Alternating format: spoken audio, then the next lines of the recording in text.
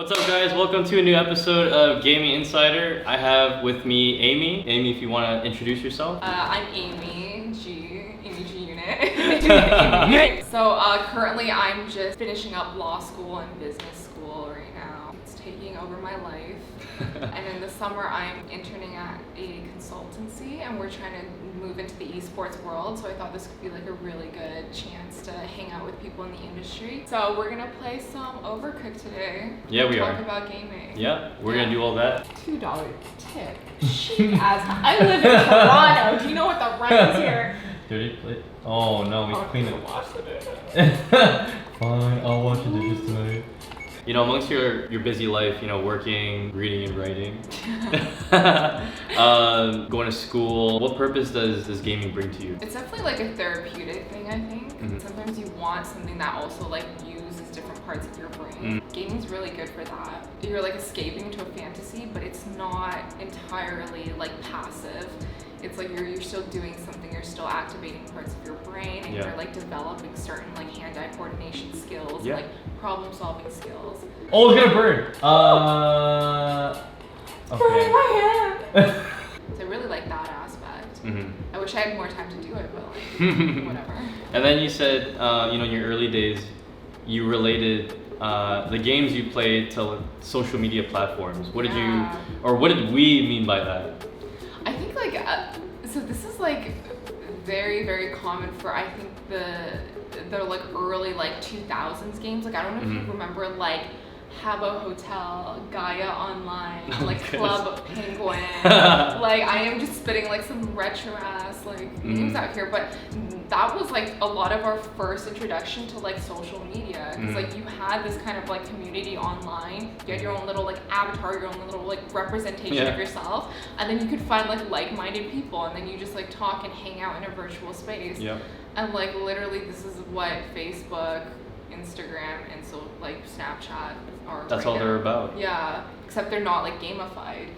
You're extremely passionate about diversity, inclusion. I know you studied feminist thought, race theory, and more. How does gaming and its communities relate to all that? I definitely think that there's a lot more room in the gaming world to have those conversations, and it's not something that we talk about a lot because gaming in a lot of respects is still not legitimized for a lot of people, you know, unless you're in the industry, unless you're a gamer yourself. It's like a lot of outsiders just don't really know what it's about, and in that it's kind of unfortunate that's not taken as seriously. But at the same time, like there's so much innovation that's like happening right in this space, right? That it should be taken seriously. Like machines that are like learning how to play, like let's say like StarCraft. Oh like, yeah. Like that shit is like revolutionary. Yeah, like, that's crazy. Think how fucking hard it is to like be able to program a robot. How's he doing so not far? only like play the game really well and like almost be like a pro player, but also be able to like adopt different playing styles. And that's like an innovation that came from gaming, unless it's being taken seriously as like a real like thriving kind of like business. Exactly. People don't really care about diversity and inclusion, right? Because they're but just they should. They should because we want to include as many people as possible, and it's like one of the only kind of spaces in the world where like you could have total equality.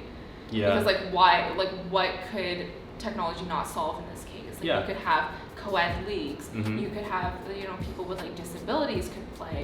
People from different parts of the world can play like online. So it's like geography is not even an issue. And it's like kind of democratic in a sense because it's not like the NBA where like you have to have a certain kind of physicality, right? That's like if you're not like freakishly tall, like the chances of you entering that profession are like so slim already. So that knocks out like 99.99 whatever percent of the world that like don't embody that physical characteristic. But gaming is so different because like anyone could do it and anyone could train to be really good at it, right? Which are you gonna pick? The female one? Oh yeah.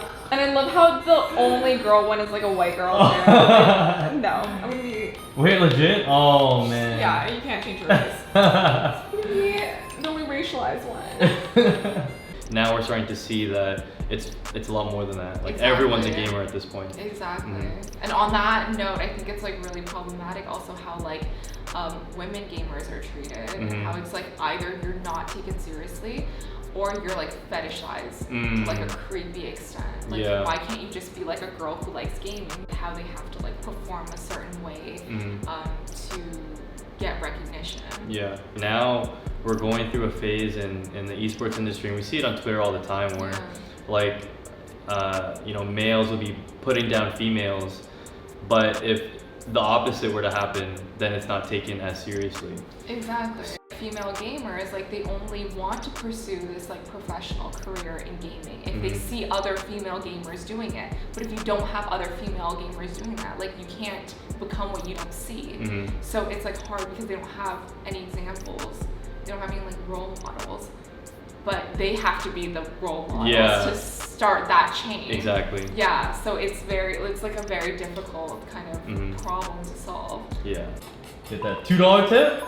Oh, I don't know what you got. There was no tip. There was no tip. Is this legal? How do we get more women in gaming? Well, it's like making content that speaks to them, right? Yeah. If they're always going to play second fiddle to the male of the game, like they're not going to feel like they have a place in gaming at all, because they're like, okay, the most I can do is be like a supporting character, right? And that's going to be true in this game, and it's going to be true if I become an esports player. Like if I'm on a team, I'm just like a second fiddle.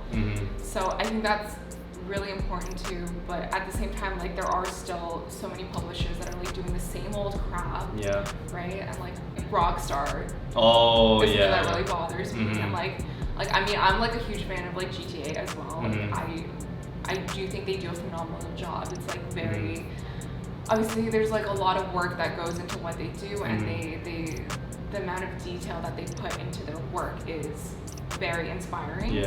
But at the same time, it's like you put so much detail into your work only to come out with like a shitty story for women.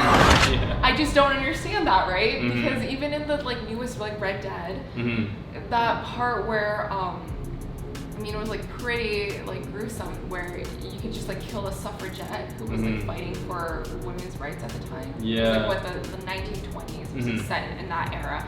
And then like like a storyline that you can go down is just like tying the suffragette and like throwing her to crocodiles. Oh my goodness. Yeah, so it was like super like violent, and obviously that was directed at a woman who was fighting for women's rights.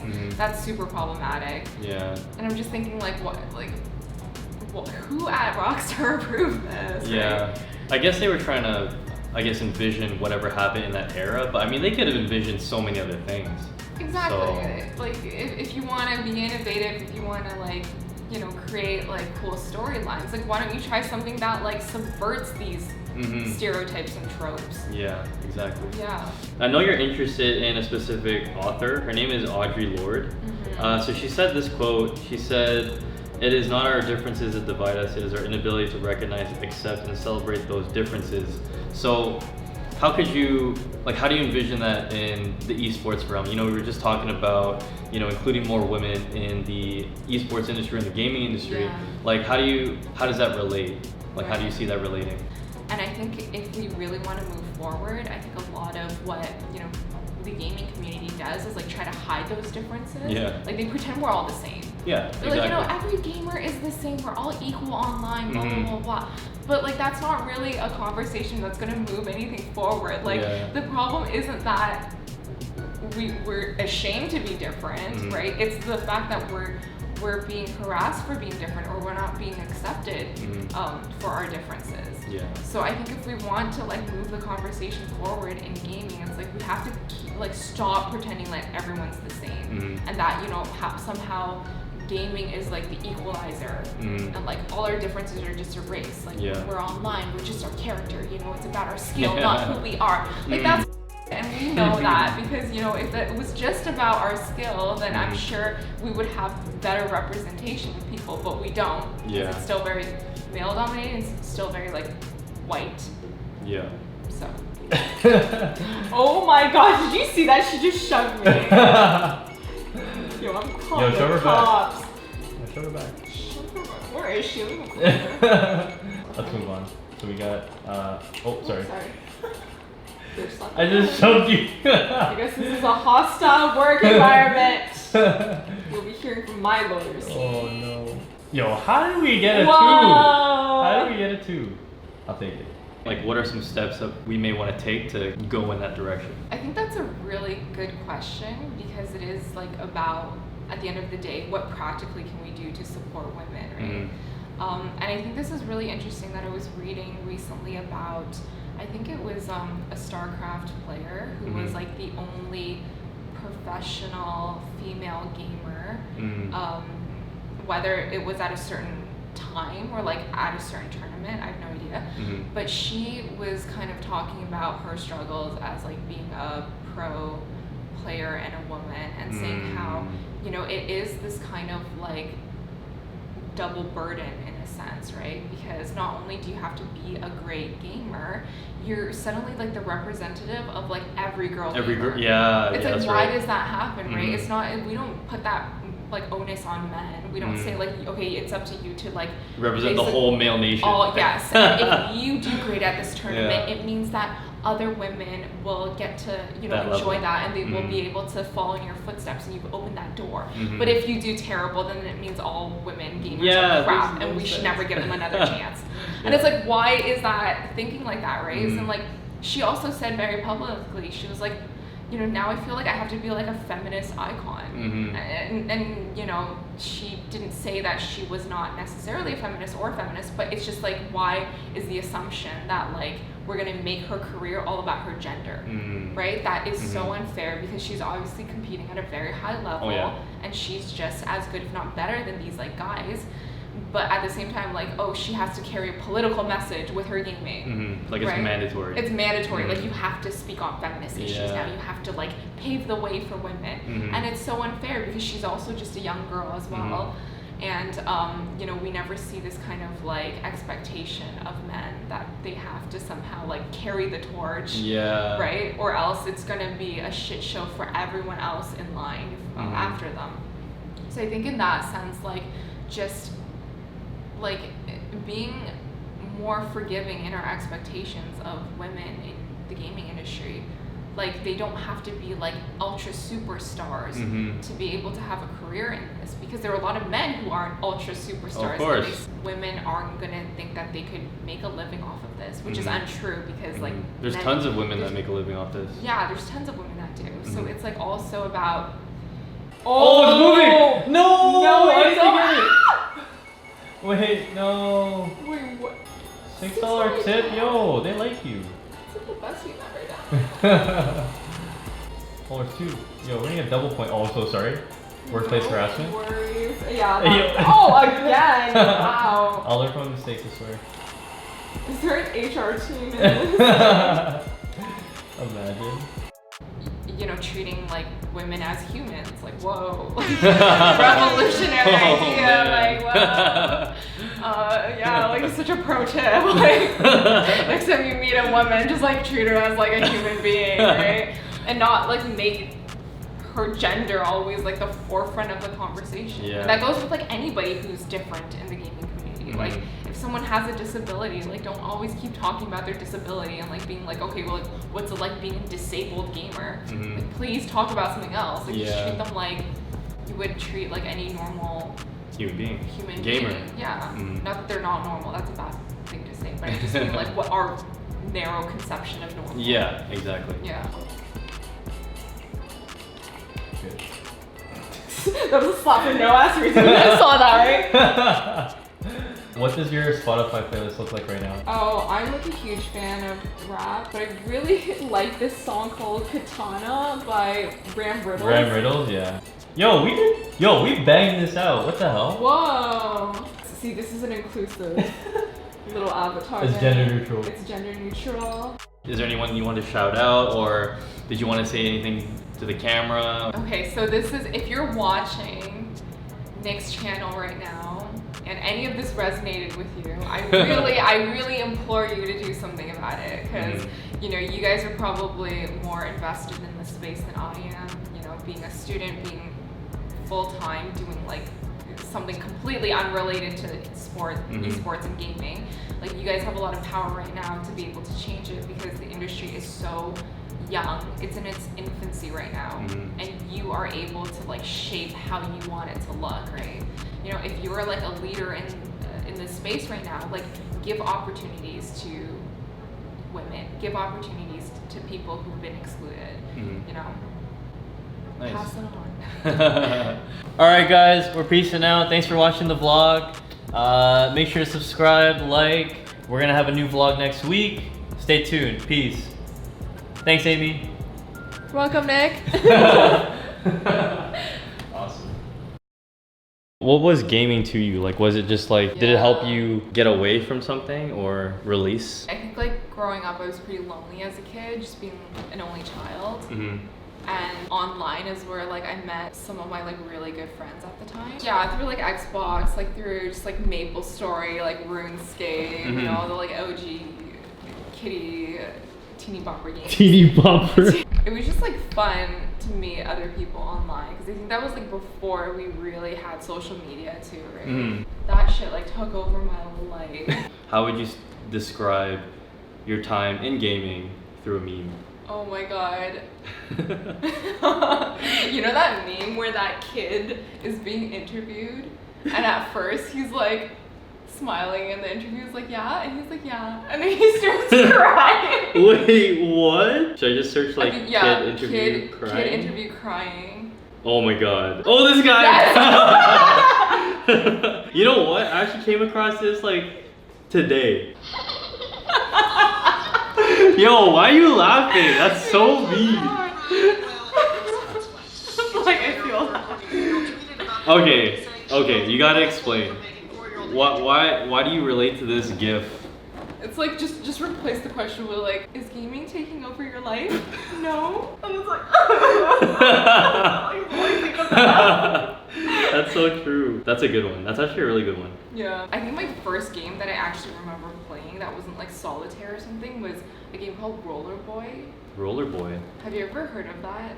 I need to look that up actually. It was like at the time I might have been like 4 or 5. I thought that was like literally the only best game. thing ever? No, I didn't think it was the best thing. I thought it was the only game that ever existed. Roller Boy, yeah. This one. Most hype game. Roller Boy is hanging out with his friends. Oh, and you could be Dreadlock girl. Oh my god. Because inclusion. It was so fun. Yo, check this out. Yo, Roller Boy and Dreadlock girl. And then you realize, oh shit, all this like quality sucks. So you're like, I'm gonna go find a better game. And then you start playing RuneScape. And then you're like, okay, well the quality is even worse here. It's even worse. And the people are annoying. So then you move on to MapleStory. And then MapleStory ends up like taking over your life. Also, my first introduction to like hacking. So like you could like hack. You were a hacker? Yeah, and you could do like a lot of shit on MapleStory. And I was like, okay, I'm gonna like do all these like mods and stuff. The first like part-time job I ever got, like I saved all my money from that and I bought an Xbox 360. That's sick. Yeah, and that was like the first like major purchase I ever and you chose to buy a console. Yeah. That's crazy. And I remember True gamer. True gamer, and it was a struggle because I had to go and like pick up the console at like whatever shop that I was like getting it from. Future shop. Yeah, and I didn't have like a ride home because it was before Uber. Oh my god. And I was living in Richmond Hill. It's like suburban hell. So I'm just like lugging this thing, this like little girl. Yeah. And, like I'm like I hope I don't get mugged on the way home because people are like, yo, she's carrying a brand new Xbox. Let's go get her ass. Thank God I got home safely and like. That's good. Yeah, and everything. So another one I really liked was like Arkham Asylum. Oh, Batman? Yeah. Yo, that's a classic. Classic. Oh my god. The fight scenes, the combat. Oh my god. So good. And it was like at the time I was like a huge like Batman fan too because like, I read a bunch of the comics and I was like really into it. This was like a little bit after like the Dark Knight hype. Yeah. So, like, oh, that's when it came out. Yeah. That's when it came out. That makes sense. So good. Are you playing anything now? Not really, but I did get like recruited to play in that esports tournament that I told you about. We have this like cross Canada tournament for all the like MBA programs in Canada. So then you just like compete as like business schools, and their one like special event for last year's NBA games was esports. So they have like volleyball, broomball, like basketball, and then randomly like esports. So at first I was like, okay, I'm not doing that because I was on the academics team, which is like you do case competitions, and like all my focus was on that because it's so time consuming. Yeah. And then I remember like I get like approached by our esports captain, and he's like, a little birdie told me that you used to play Xbox, and I'm like, oh, I see where this is going. I was like, please don't make me have no time. Oh, man. But then he ended up like recruiting me for like the FIFA 19 team, and like you know, my only qualification as like a woman was that like I've turned on an Xbox before, so they're like, okay, yeah, you can be on the team. Oh my goodness. Whereas like all the other guys who were on the team were like super passionate, and I was kind of just there like, what's shoot again? Like, what's a through pass? Like I just was not on their level, but obviously like we trained for like a lot of months, like did a lot of sessions, also in a basement. That's crazy. You know, like getting I ready. see what you did there. Yeah. Yo, I know the brand. Oh my Remember the brand. god. And That's then funny. yeah, we ended up like actually doing super well in the tournament. Like we came That's like good. second in Canada. Oh wow. And we lost to University of Laval in like a shootout. So it was like just the most hype finale that you can hope for. Last game, last shootout. Last game, last shootout. We had like all the schools there, even if they like were kicked out of the tournament early, like they were still there to support, which is like really cool. And it ended up being like the best event of the whole NBA games, which was like crazy. so ironic because it was like this thing I was so hesitant to do, and I was like, oh, I'm gonna get tokenized, like, you know, like the girl and like the team. Yeah. And then you actually enjoyed your time. I had so much fun. That's crazy. Yeah. Would you do it again? I would do it again, yeah. I would. I hope this year is esports again.